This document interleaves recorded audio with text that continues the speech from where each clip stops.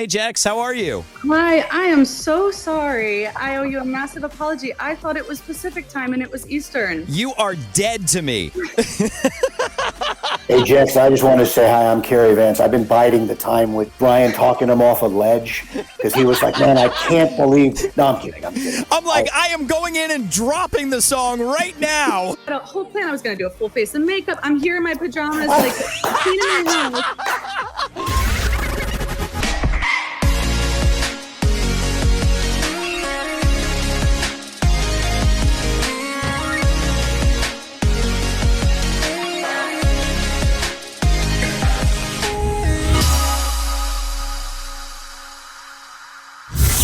Hello, I'm terribly sorry. Thank you so much for your patience. Yeah, it's totally fine. Do you need time? You're more than welcome if you need some time. Not at all. Nope, we're gonna do it. Okay. So the 5 million people watching this are okay, right? Wait, I got to fix my makeup for that. Brian, you can put me in the waiting room and then I'll reintroduce myself. All right. Hello. It is very nice to meet you finally. Nice to meet you too. Thank you so much for your patience again. Jax, I want to get right into getting to know you better and talking about Told You So. But before we do that, I got to get something out of the way because I don't know if I believe it and I don't know if I can move forward if I don't believe it. So just give me a yes or no, and then we'll chat more about it later. Okay.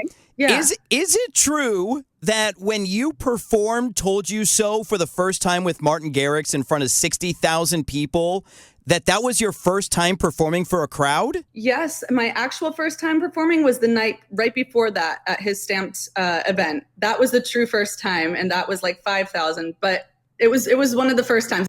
The first time, yeah. Oh my God. Okay, my anxiety is just building up for you right now, but we'll talk more about it. Jax, welcome to America's Dance 30 for the first time. Thank you so much. Thank you for having me, and thanks for your patience. Absolutely. It is great finally meeting you. Congratulations on Told You So with Martin Garrix going #1. Thank you. That was such a surprise. I was so shocked. I've been freaking out all morning. It is such an incredible song, and I can't wait to talk about how it was born on your end. We had Martin Garrix on the show back when it was first released, but I want to hear from your side as well. But first, let's get to know Jax a little better with Finky's Firsts. Okay, yeah.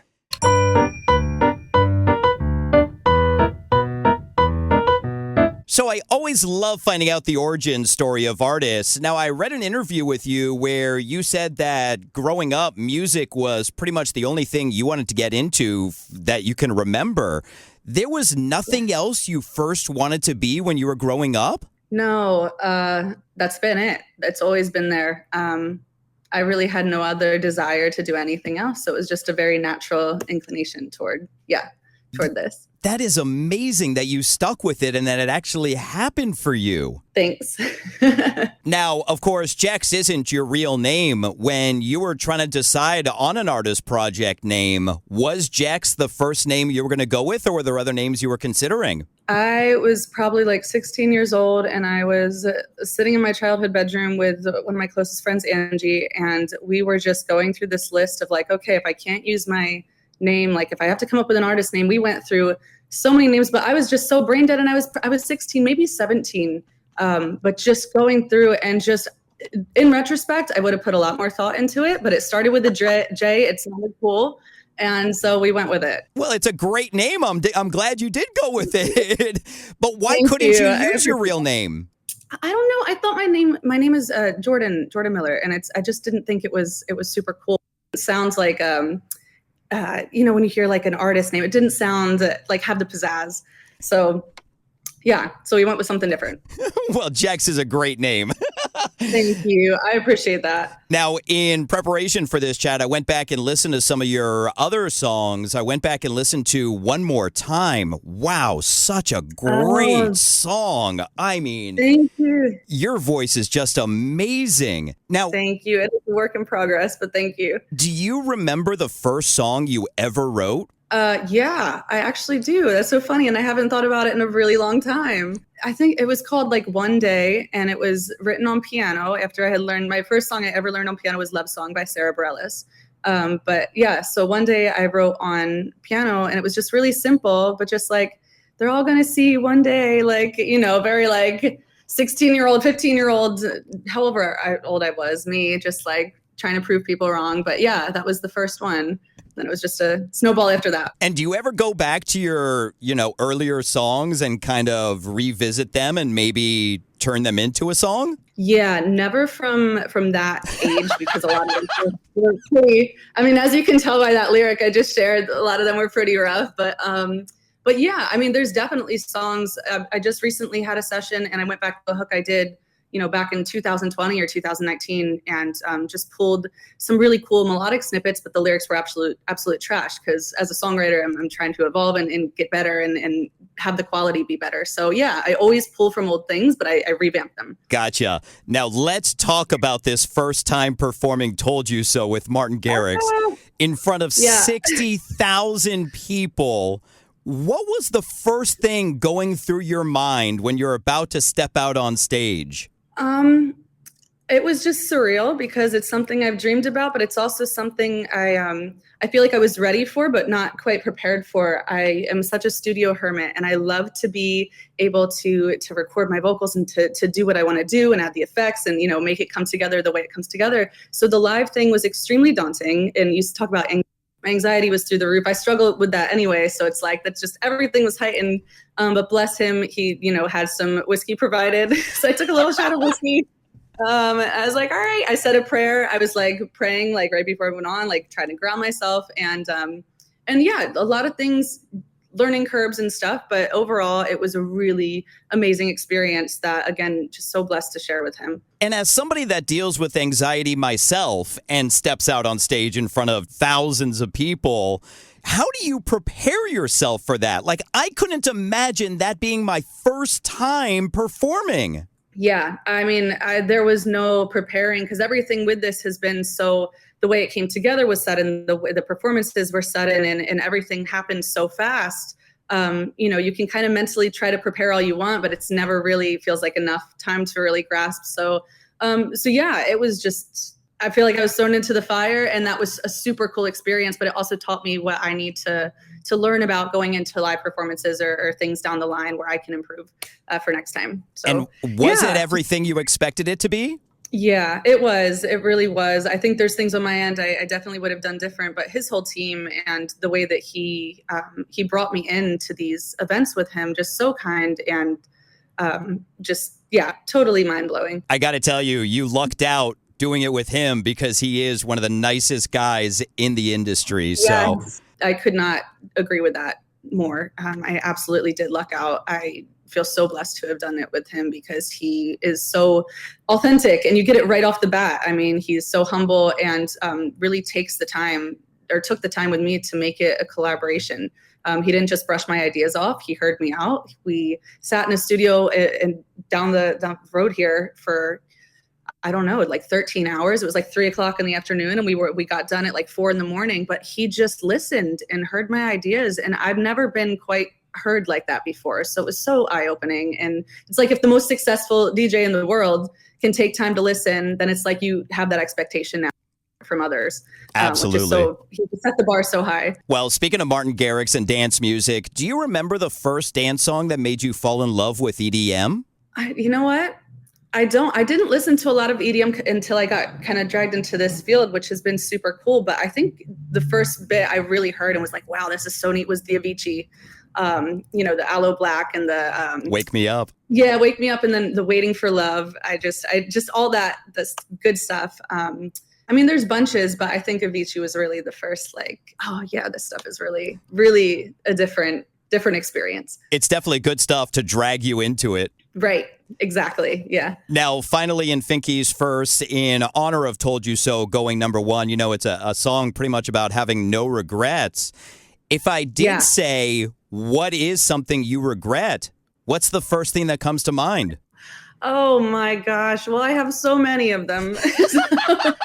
Normally people say they don't regret anything. That couldn't be further from me. I do. I have many regrets. But I mean, I won't, they don't bring me down to the point of like, I dwell on them. It's just things I would do different. And I think the first thing I would do different is, I would have gotten some vocal coaching at like 15 when I wanted to do this. That's what I would have done.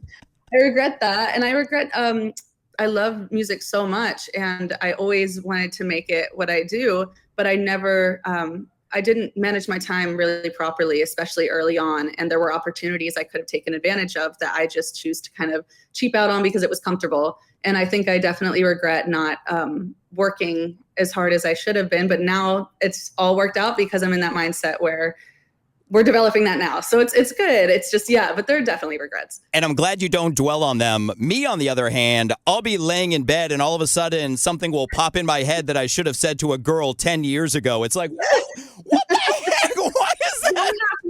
That happens to all of us. Absolutely. That's the late night thoughts, the spiraling. Yeah, totally. So annoying. But let's talk about this smash. It's such an incredible story. You know, you wrote the hook in your apartment by yourself. You post it to socials. People start tagging DJs. But how was this song born on your end? Honestly, I had a session like the week before, and there was a tiny little piano riff that I did and we didn't end up using. And it was just sitting on my computer, this little riff. And then I was sitting in my apartment here. I don't know if you can like see my messy, well, it's not too bad. Thank you for the tour. I'm messy. It came in like a tornado. But I was sitting at my piano or at my keys, and I'm like, you know what, this little melody's kind of cool. And I just started going at it and then developed the chops of it. And then the hook just kind of, the melody on top just kind of rolled out, and the words, they fell into place. But I did take a little time to tweak the lyrics to get them to fit a little nicer. But yeah, it all just kind of happened here pretty organically. Now, with songwriting, is it normally that you start with a chorus and then work around that? Or how does it normally happen for you? Yeah, a lot of it with the EDM too has been, I used to just take in a lot of tracks and just kind of throw some melodies on top of them and see what fit. And that's great. And that's one way to do it. But then I think that feels more natural would be to start at the piano and just right from there, get some chords underneath my fingers. And then, you know, the melody does typically come first, or sometimes I'll have poetry and I'll just think of a melody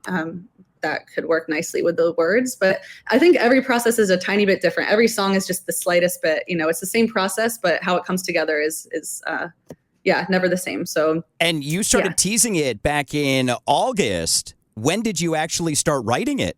No, that was around when I wrote it. I think it was like, I posted that video like a couple days or a day after I actually did put it together, but I did tweak some of the words. So it was all like within the same week, like of when I got the melody for the piano.